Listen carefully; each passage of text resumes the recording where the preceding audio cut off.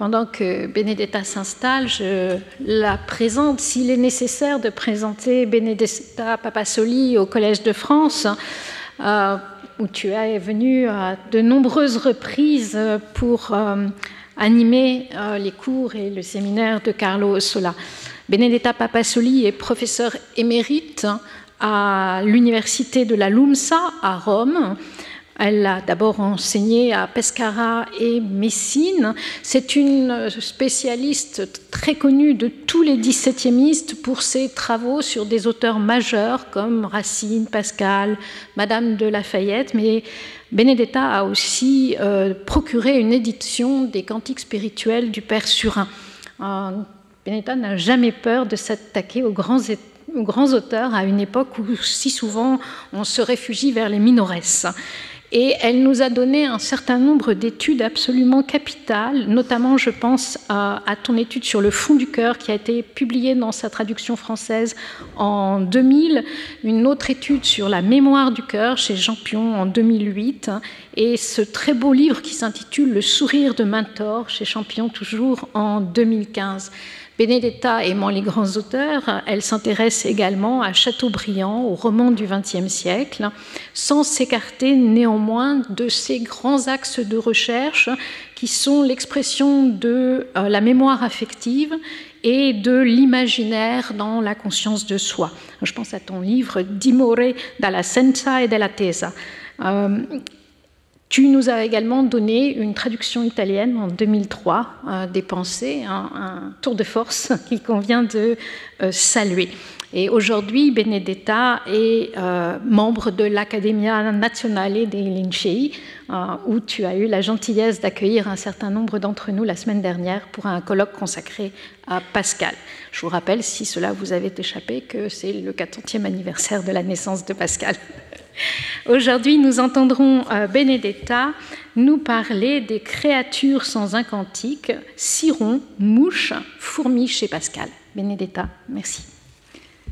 Merci beaucoup pour cette présentation, Laurence, et merci aux deux organisatrices pour l'invitation à ce colloque.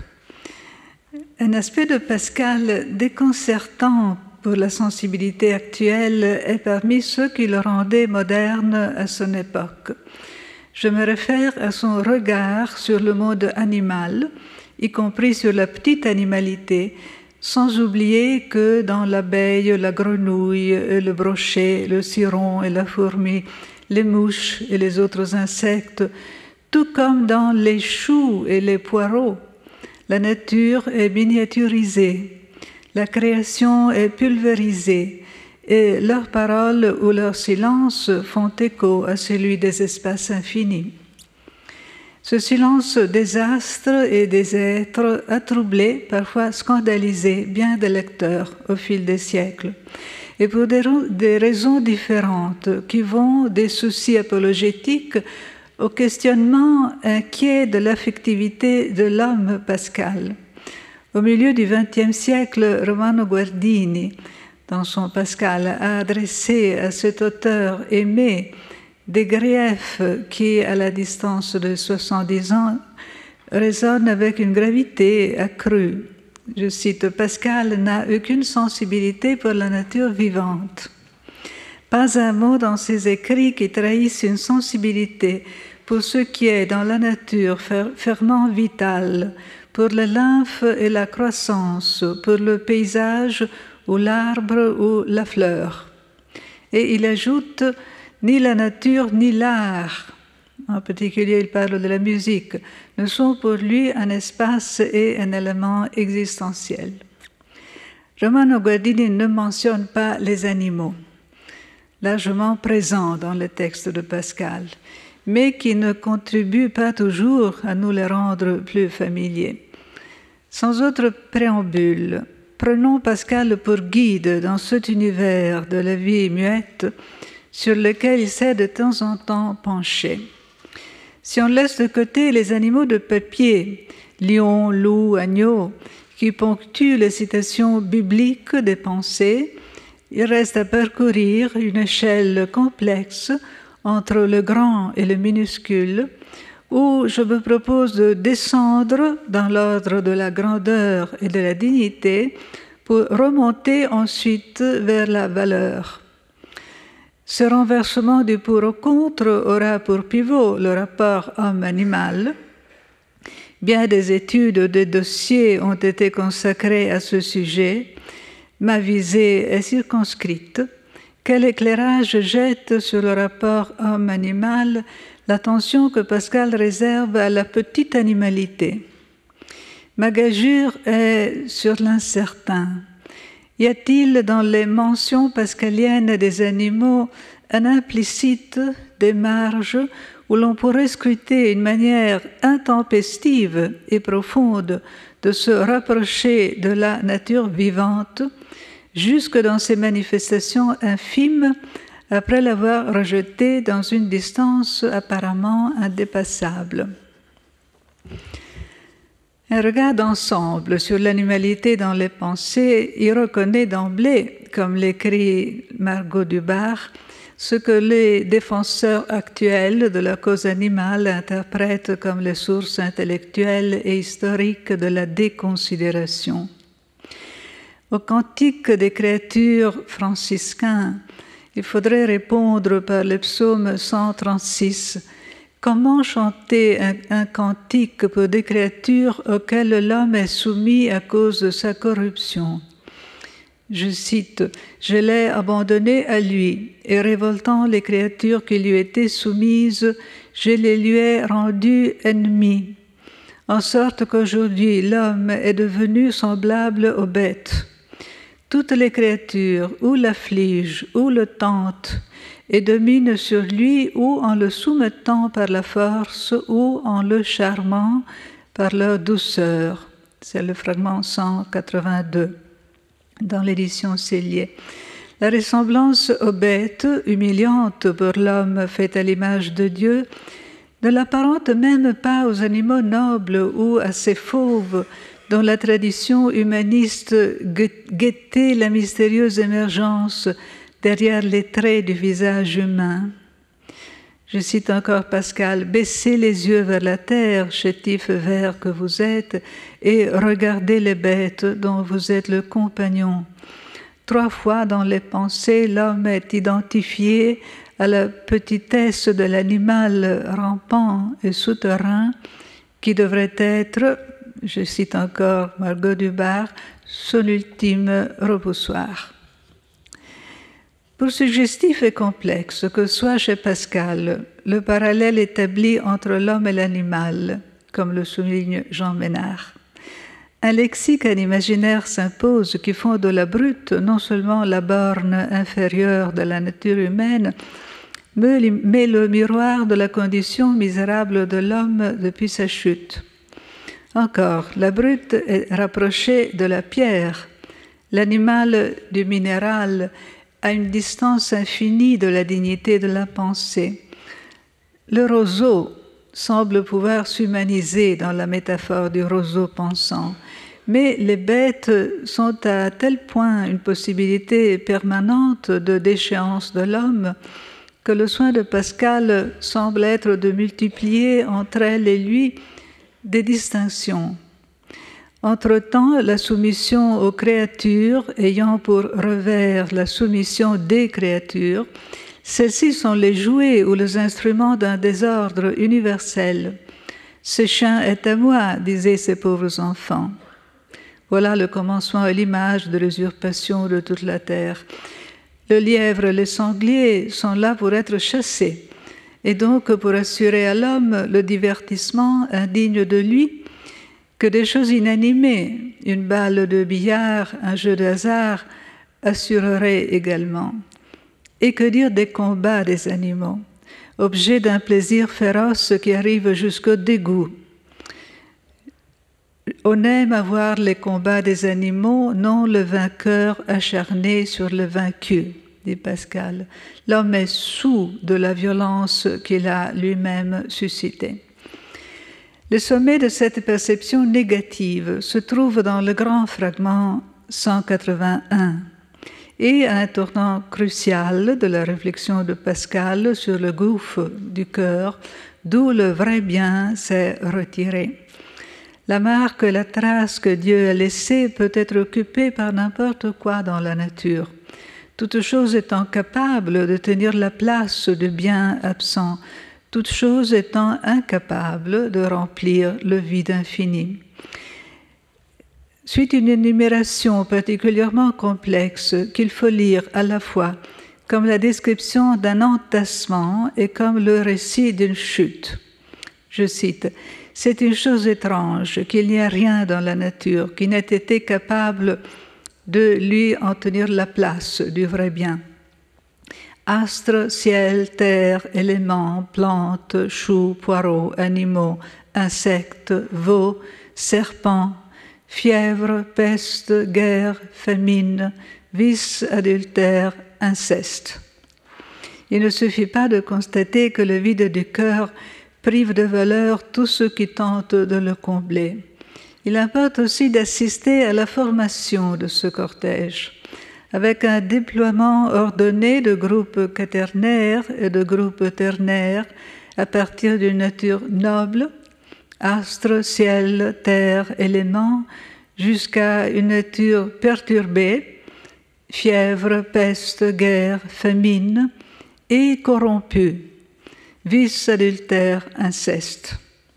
Au milieu, comme plaque tournante, les végétaux et les animaux, dont le choix n'est pas anodin, puisqu'ils doivent signifier l'étrange. C'est une chose étrange, dit Pascal. Ces vivants se signalent d'abord par un excès de familiarité. Choux et poireaux dans l'ordre des plantes. Insectes, veaux, Pascal avait écrit d'abord bœuf, et serpents dans l'ordre des animaux. Insignifiance ou disqualification. Une ménagerie infâme, Baudelaire, est-elle évoquée comme allégorisation secrète des malheurs et des vices, le malheur et les vices étant radicalement le choix du fini à la place de l'infini? Bornons-nous à rêver sur le remplacement de bœuf par veau. Le veau d'or se dessine à l'arrière-plan, confirmant la nature idolâtrique de tout bien substitutif. Et sur la place que ceux-ci, les veaux, occupent entre les insectes et les serpents, autres animaux bibliques. Place qui relève peut-être, sans aucun secret de dispositio, de la pure étrangeté. La clé de lecture de l'étrange mérite d'être essayée sur d'autres passages concernant notre sujet. Est-ce ce régime d'étrangeté qui rend possible à Pascal de rapprocher la poule à la Vierge Marie et l'enfantement virginal à la production des œufs, dans un fragment qui ne cesse de surprendre quelques précédents qu'on lui trouve chez Tertullien ou d'autres auteurs. On sait que l'argument est adressé à l'incrédule. C'est dans l'optique de l'incroyance que l'étrange lui-même peut devenir un argument.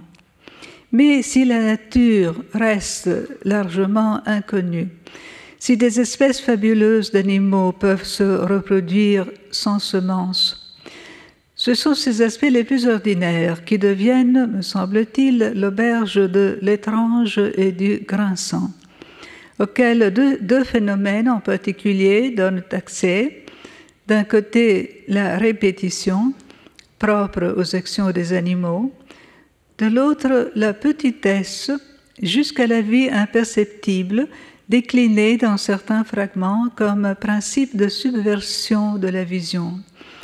Une dialectique se dessine alors entre l'automatisme de l'identique et la diversité de cette vie fourmillante dont Gilbert Durand, analysant les structures de l'imaginaire, a relevé la menaçante altérité. La répétition ne jouit pas en général d'une bonne réputation dans les pensées. Attendue chez les animaux, elle est inattendue chez l'homme, au point de devenir un ressort comique. Le bec du perroquet qui les suit, quoiqu'il soit net, a été rapproché de Scaramouche qui ne pense qu'à une chose, etc. Comportement spéculaire comme si le perroquet était un peu le scaramouche des oiseaux, occupés à révéler leurs tics et leurs manies, et les masques de la comédie à l'italienne condensaient les travers d'une galerie de types humains, le joueur qui ne pense qu'à placer une balle, le roi qui doit à tout prix se divertir, le savant qui ne peut se concentrer, types humains qui ne savent pas d'agir comme des machines. Modèle animal et modèle de la comédie se touchent dans le retour du même que Pascal, dans la préface pour un traité du vide, considérait indigne de la raison. N'est-ce pas indignement traiter la raison de l'homme que de la mettre en parallèle avec l'instinct des animaux, puisqu'on en note la principale différence qui consiste en ce que les effets du raisonnement augmentent sans cesse, au lieu que l'instinct demeure toujours dans un état égal. Et certes, la préface pour un traité du vide peut induire un soupçon de nostalgie à l'égard de la perpétuelle nouveauté, de la fraîcheur intacte que revêt chez l'animal sans étude la science naïve et nécessaire de la répétition de l'identique. Mais deux exemples que Pascal en donne sont troublants, plus par ce qu'ils taisent que par ce qu'ils décrivent. Je cite, « L'histoire du brochet et de la grenouille de Liancourt, ils le font toujours et jamais autrement, ni autre chose d'esprit. » Ce fragment qui évoque les débats sur les animaux-machines dans le milieu de Port-Royal nous épargne le détail du récit cruel dont un article de Anthony McKenna a révélé la source. La grenouille qui attaque le brochet lui crève les yeux et triomphe infailliblement de lui jusqu'à le tuer, multiplie à l'infini, ils le font toujours, l'aspect le plus révulsif des combats des animaux, cet acharnement dont on est soûl. L'autre exemple, également rapide, se trouve dans la préface pour un traité du vide. Il concerne ce qu'on a le plus admiré depuis l'Antiquité, comme exemple d'une mystérieuse rationalité animale, l'art de construire des abeilles. Celles-ci produisent des œuvres parfaites, mais toujours les mêmes. Je cite, « Les ruches des abeilles étaient aussi bien mesurées il y a 1000 ans qu'aujourd'hui, et chacune d'elles forme cet hexagone aussi exactement la première fois que la dernière. 1000 ans d'hexagone, d'innombrables grenouilles assassines. Le geste de la répétition s'inscrivant dans la sérialité de la nature ne contribue pas peu, me semble-t-il, à la perception de l'ensemble des vivants sous l'espèce de l'étrangeté. La diversité y contribue aussi du côté de l'animalité minuscule. Cirons, mouches, fourmis ne forment pas une armée unitaire. Et d'abord parce qu'ils jouent leur rôle aux articulations d'arguments divers. La réflexion sur l'infini, la dignité de la pensée, les lois de la perception et leurs conséquences paradoxales. Cette armée hétérogène était à disposition des apologistes comme des hommes de science. Pascal la convoque en géomètre. Les insectes ou leurs semblables, les arachnides, sont d'abord des quantités auxquelles on ne parle pas, comme le faisait François d'Assise, qu'on ne regarde pas au microscope comme l'avait fait Galilée, avec des jugements esthétiques qui consacrent la beauté des abeilles et l'aspect horribilissimo des mouches, qu'on ne décrit pas avec une curiosité fascinée comme l'avait fait le jésuite Richomme, qui n'entre pas dans des calculs saugrenus comme ceux du père Mersenne, se demandant combien de cirons sont nécessaires pour faire un homme, qui ne contribue pas à une apologétique émerveillée comme ce sera encore celle de Fénelon. Ces quantités déconcertent. Je ne peux pas ne pas citer le fragment 230, les deux infinis. L'infinité de grandeur fait appel pour se glisser dans l'imagination à l'orbite des astres, à l'idée abstraite d'espace et au symbole géométrique paradoxal de la sphère infinie, auquel la raison est connaturelle. Mais l'infini de petitesse cherche un point, un raccourci d'atome, d'où démarrer vers l'immense, et il le trouve dans un vivant. Ce n'est qu'un point, mais il a une anatomie, jambes, veines, gouttes de sang, qui échappent aux frontières du visible, et une divisibilité inconcevable à l'imagination qui donne lieu à la vision cauchemardesque d'une génération sans fin de sirons renfermés les uns dans les autres au sein d'univers où ils symbolisent de façon identique, sans jamais l'atteindre, l'extrême petitesse.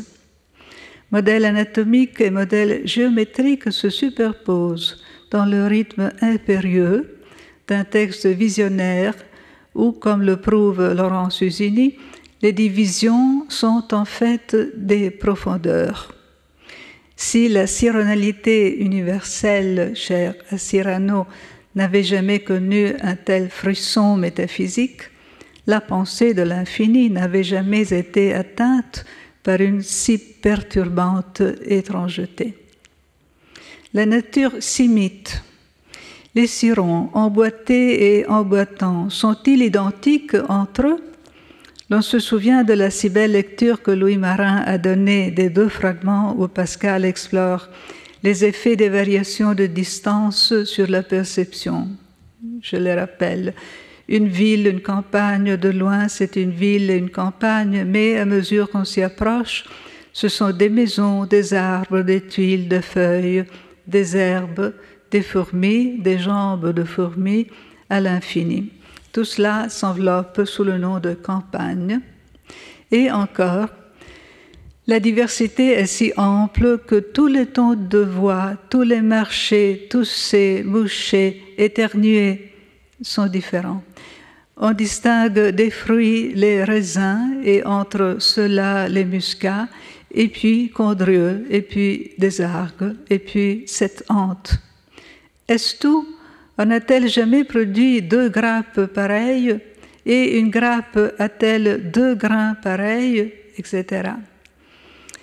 Ce paysage pascalien dissous dès que le point d'où les juger est dépassé ne démontre pas seulement, comme le souligne Louis Marin, que la méthode analytique prônée dans la logique de Port-Royal n'aboutit pas à la connaissance, mais plutôt à l'impossibilité de connaître.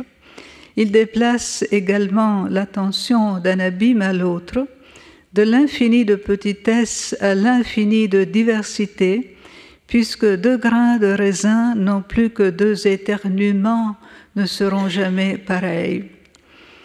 Nous avions été sensibles à l'étrangeté de la répétition, qui révèle l'automate au sein de la vie. Il faut l'être maintenant à celle de la diversification, qui révèle au sein du familier l'inconnaissable. L'une et l'autre ont, ou peuvent avoir comme lieu d'épiphanie le minuscule. Jambes de fourmi à l'infini pourrait être le point sur lequel les 2 lignes se croisent. Les jambes de fourmi étant d'un côté, tout comme celle du ciron, une frontière de la vision. Combien de campagnes et de jambes de fourmi se trouvent-elles dans une jambe de fourmi? De l'autre, un cas extrême de la différence au sein de l'identique. Y aura-t-il 2 jambes de fourmi pareilles dans ce monde où le regard ne saisit désormais que le singulier? Encore une fois, la particule infime de matière qui donne accès à l'inconcevable est de nature animale.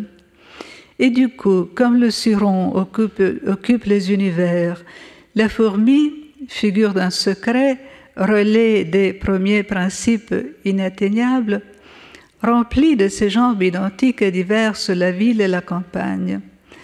Reste à se demander si cette insectification qui rend étrange le monde le rend aussi à jamais étranger à l'homme. L'homme qui, faute de connaître le vrai bien, jette n'importe quoi, même les insectes, dans le gouffre de son cœur. Et d'autre part, n'est-il pas habité à son insu par de minuscules esprits animaux qui sont à l'origine des perceptions fondamentales? Je cite, « Quand on dit que le chaud n'est que le mouvement de quelques globules, et la lumière, le conatus recedendi que nous sentons, cela nous étonne. Quoi? Que le plaisir ne soit autre chose que le ballet des esprits. Il est vrai que la petitesse des esprits qui entrent dans les pores touche d'autres nerfs, mais ce sont toujours des nerfs touchés. Le fragment que je cite lamente une perte de mystère, un désenchantement. Tout cela nous semble mystérieux et cependant cela est grossier, comme un coup de pierre. Un désenchantement qui pourrait s'étendre par analogie à la sironalité et au fourmillement incrusté dans le secret du monde. Les petites causes des grandes choses, cette bizarrerie permanente de la nature et de l'histoire, ont toujours séduit Pascal comme indice d'une vanité et, raison des effets, comme le bruissement d'un désordre faisant partie, ironiquement, de l'ordre du réel. Avant de tenter un renversement du pour au contre, il faut descendre encore d'un degré et rencontrer d'autres insectes puissants, armés, anthropophages, ennemis de la pensée, mouches et autres insectes volants qui enchantent le père Richomme, mais qui, dans la mémoire du XVIIe siècle, ne se sont pas entièrement libérés d'un atavisme diabolique. Est-ce au prince des mouches, Belzébuth, que Pascal fait allusion lorsqu'il range les insectes à côté des veaux et des serpents parmi les idolâtries du cœur humain? Voici que l'animalité minuscule s'agrandit, se révolte, manifeste la faille interne à la nature, frôle le tragique. Bien sûr, le fragment sur le ridicolosissimo eroe, incapable de penser à cause du bourdonnement d'une mouche, est de nature comique. Le nom de Scaramouche contient d'ailleurs le nom de l'insecte qui humilie l'homme, comme si dans Scaramouche, l'homme et la mouche jouaient leur match éternel. Mais le fond de ce comique est sombre. Tout dans la nature peut écraser l'homme sans l'empêcher de penser, de le savoir. La mouche y parvient. Relisons alors l'autre fragment. La puissance des mouches, elles gagnent des batailles, empêchent notre âme d'agir, mangent notre corps. Cause risible d'effets surprenants, ou signe du désordre radical qu'annonçait le fragment 181. Révoltant les créatures qui lui étaient soumises, je les lui ai rendues ennemies, en sorte qu'aujourd'hui l'homme est devenu semblable aux bêtes. Les mouches qui mangent notre corps ne sont peut-être pas tant celles qui nous piquent, mais celles qui se pressent autour de nos cadavres, dégoûtantes et nécrophiles, après avoir contribué à tuer notre dignité. François d'Assise lui-même, pacifié avec tous les insectes, ne l'était pas avec les mouches, qui représentaient pour lui l'argent, et par là le diable. Sommet de l'étrange, preuve que la nature est corrompue. La puissance des mouches a le pouvoir d'abêtir, et donc de rendre l'homme étranger à lui-même. Sur ce mot, sur ce verbe, abêtir, on va changer de direction. Il est temps de rebrousser chemin et de remonter vers l'autre aspect du discours de l'animalité chez Pascal, jusqu'à la mystérieuse fraternité homme-animal que l'on décèle dans ses marges ou dans ses plis. Et d'abord, pour prendre appui sur les animalcules, aucun doute qu'ils sont là pour rappeler que le minuscule dans la nature, néant et tout à la fois, c'est l'homme. Un article savant a montré que le ciron dont parle Pascal n'est pas, comme on l'a cru, l'insecte qui se développe dans le fromage et la farine, mais la carus de la Galle, qui habite l'homme, comme l'homme habite la terre. Les calculs du père Mersenne sur le rapport de la terre à l'homme, de l'homme au ciron, suggéraient que le vrai ciron, infime par rapport à la terre, c'était l'homme même. Gassendi est encore plus net. Je cite, « Le ciron est engendré dans nous et de nous de la même manière que nous sommes nés dans la terre et engendrés de la terre. » Or, le corps du ciron, contenant des univers avec leur propre ciron, devient de façon abrupte, dans un passage plutôt elliptique du fragment de deux infinis, notre corps, tantôt imperceptible, tantôt colossal, si bien que c'est en passant par la cironalité que le corps de l'homme, d'abord humilié, se laisse traverser par l'infini. Et, paradoxe majeur, le fragment de deux infinis veut humilier l'homme, mais il ne mentionne pas sa corruption. L'infime n'est pas l'immonde. Il ne dépare pas la majesté de la nature, il en révèle la profondeur. Quant aux jambes de fourmi, dernière petitesse perceptible dans la dissolution d'un paysage, elles n'ont pas été choisies par hasard, ni au nom d'une exploitation apologétique déjà banale. S'il faut se pencher sur l'herbe avec une loupe pour voir des jambes de fourmis à la campagne, il faut s'éloigner d'une ville, suggérait Louis Marin, et la voir d'en haut, tel le géant de Léonard de Vinci ou le Jupiter de Fénelon, pour y voir fourmiller les hommes. Si bien que dans l'image de la fourmi, l'homme et l'insecte, l'éloignement et la vision myope se fondent dans un extrême raccourci. Remontons l'échelle de la grandeur animale. Les animaux domestiques échappent à ces jeux d'optique, mais ils en suscitent d'autres, non moins surprenants, puisque Pascal essaye, à leur égard, un point de vue de l'intérieur. Je cite, « Si un animal faisait par esprit ce qu'il fait par instinct, et s'il parlait par esprit ce qu'il parle par instinct pour la chasse, et pour avertir ses camarades que la proie est trouvée ou perdue, il parlerait bien aussi pour des choses où il n'a plus d'affection, comme pour dire « rongez cette corde qui me blesse et où je ne puis atteindre ». Donc l'animal est un chien. L'opposition instinct-esprit, une fois posée, Pascal se penche sur la subjectivité animale, capable d'affection et, comme elle le dit ailleurs, de volonté, ainsi que sur le mystère de la parole animale, puisque c'est bien de parler qu'il s'agit ici, impuissante à dire des choses aussi réelles que le besoin et la souffrance. Tournant dans le cercle d'une hypothèse impossible, Pascal a parlé, en fait, au nom de l'animal, après avoir intercepté le langage de l'instinct que d'autres animaux comprennent. Il a jeté sur la question de la pensée et du langage des animaux un éclairage oblique qui passe à la fois par la négation et par la fiction. De la même manière oblique, d'autres fragments frôlent la question d'une éthique animale.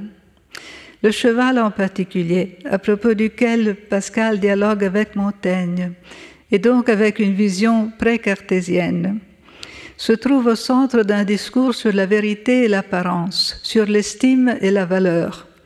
Chaque fois pour marquer la différence entre l'homme et l'animal, mais avec un effet ironique, que je ne crois pas involontaire. Si la comparaison homme-animal sous-entend la supériorité de l'homme, au pied de la lettre, on peut trouver que le cheval s'en tire mieux. Le cheval bien enharnaché ne fera pas donner les étrivières, comme le fera un homme vêtu en brocatelle à ceux qui ne le saluent pas. Le fragment intitulé « Gloire » nous rend le cheval plutôt sympathique. Je le cite, « Les bêtes ne s'admirent point. Un cheval n'admire point son compagnon. Ce n'est pas qu'il n'y ait entre eux de l'émulation à la course, mais c'est sans conséquence, car étant à l'étable, le plus pesant et plus mal taillé ne cède pas son avoine à l'autre, comme les hommes veulent qu'on leur fasse. Leur vertu se satisfait d'elle-même. Et certes, il faut rappeler que l'absence d'admiration chez les animaux est un trait topique du discours animalier, que l'aspiration à la gloire est un signe de grandeur, que vertu est utilisée par Pascal à un degré zéro de connotation éthique dans des expressions comme vertu apéritive d'une clé, attractive d'un croc. Reste qu'il nous a légué l'image d'une animalité sans arrogance et d'un modèle de comportement qui serait chez l'homme exemplaire, selon le critère suprême de la moralité classique, le désintéressement. Cœur, instinct, principe. Je n'entre pas dans la complexité de la notion d'instinct chez Pascal, qui d'un côté, par son opposition à esprit, cerne le propre de l'animal et l'origine de ses comportements répétitifs. De l'autre, par sa proximité à cœur, c'est sur ses connaissances du cœur et de l'instinct qu'il faut que la raison s'appuie, relève à plein titre d'un système de connaissances proprement humain. Je n'entre pas non plus dans l'exégèse du fragment 523. La nature de l'homme est tout nature, omne animal, qui laisse entrevoir la plasticité de l'homme capable de s'identifier à tout être vivant, et par là même l'impossibilité de définir sa nature, ce qui est à la fois une marque de misère et de grandeur.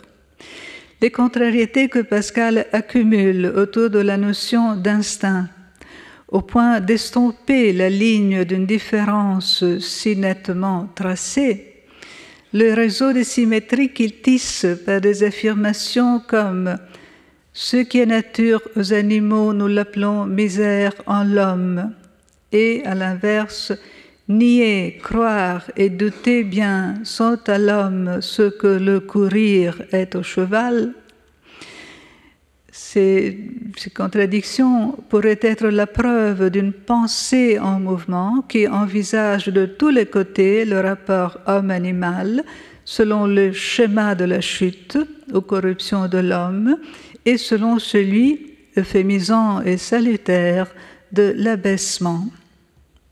Revenons alors aux animaux minuscules et à ceux qu'on ne voit pas sans s'abaisser. Insectes, veaux, serpents, entassés dans le vide du cœur, sont des objets d'idolâtrie. Mais le remède est dans le mal. La pédagogie biblique passe par l'élévation du serpent dans le désert pour guérir les plaies que les morsures des serpents ont provoquées. Dans le fragment 751, le Christ rappelle à l'homme son état d'être infime et rampant, qu'à moi en soit la gloire et non à toi vers et terre.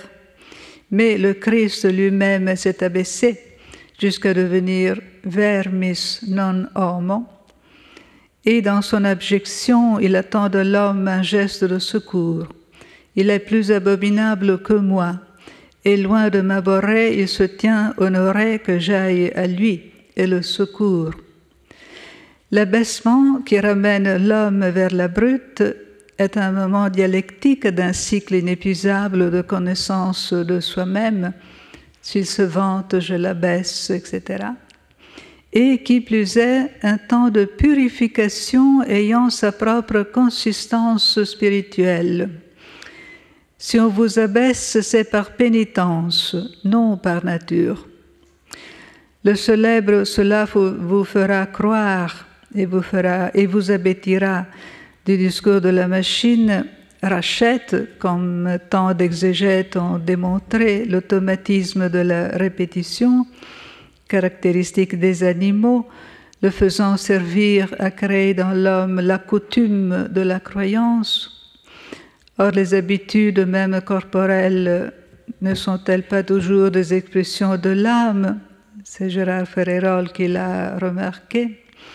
La critique récente a mis l'accent sur un autre aspect, moins évident, mais tout aussi suggestif, l'humilité animale, qui confère au geste de la machine, prendre de l'eau bénite, etc., le caractère d'un abaissement libérateur. S'abbêtir signifie aussi se faire petit et rentrer dans cette sagesse muette de la vie qui apprend par des devanciers ce qu'il faut pour vivre, comme des hommes qui s'agenouillent suivant la manière d'autres hommes croyants, comme des abeilles qui construisent à jamais des hexagones suivant la manière d'autres innombrables abeilles. L'attention de Pascal à l'animalité minuscule au sein d'un plus vaste discours sur les animaux comme êtres bas relève alors, et ce sera ma conclusion, d'une intéressante ambivalence. D'un côté, elle dérange la contemplation de la nature par les apories du petit infini.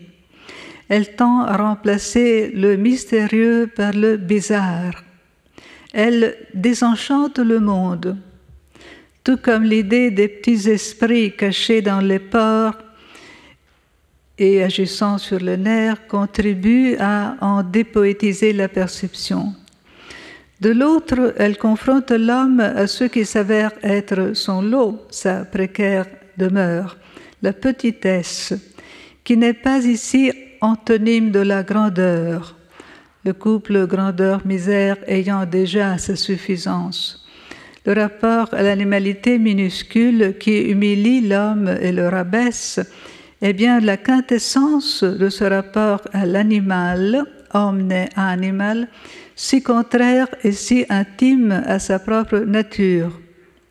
Mais comme le ciron est traversé par les univers, comme le ver peut évoquer la kénose d'un dieu, de la même manière, le minuscule et l'infime, objet d'une épiphanie de la science, de l'imagination et de la sagesse, source d'une remise en question des apparences, sont pour l'homme un chemin plus qu'un état. S'abbêtir sert à la découverte que croire peut être naturel. Il rend possible l'hypothèse qu'un poète italien du XXe siècle formulera comme une certitude. I sereni animali avvicinano a Dio. Pascal l'aurait-il entrevu? Levez le rideau, l'univers peut commencer à chanter. Je vous remercie.